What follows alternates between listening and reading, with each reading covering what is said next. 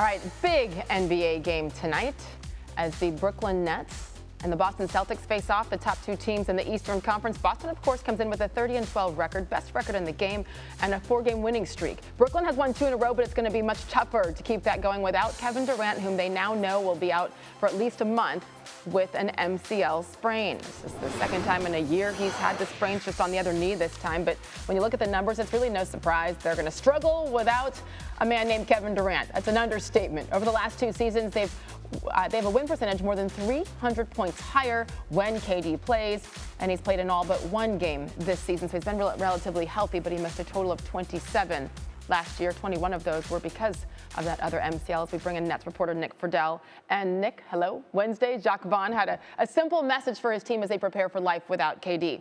No excuses. Here's the thing, there's no way to replace Kevin Durant. We all know that. So what are Brooklyn's plans right now in the month or so that they're not going to have him?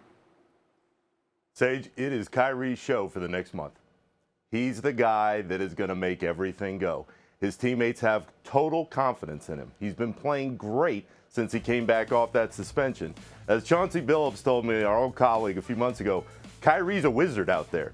But Sage, part of that wizardry over the next month is going to be getting everyone else involved. And specifically without Kevin, we're talking about Joe Harris and we're talking about TJ Warren. Now, Vaughn said yesterday, Warren's not going to play 35 or 40 minutes, but he can score, he can be solid on the defensive end, and we know what Joe Harris can do when he gets an open look from the outside. Same thing with Seth Curry. Those guys have to knock down those shots to space out the floor.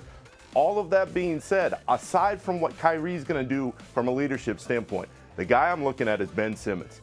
There has been so much focus on Simmons since he got to Brooklyn, but Sage, with Kevin Durant and Kyrie Irving on the floor, Simmons can kind of fade away into the shadows sometimes. He has got to step up into the spotlight now.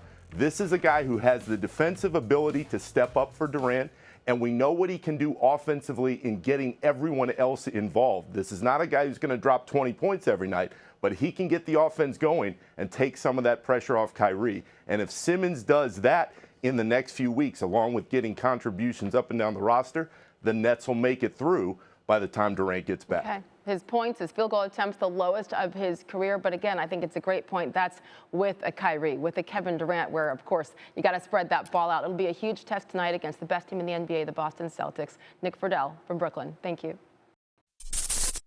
Thanks for watching ESPN on YouTube. For live streaming sports and premium content, subscribe to ESPN+.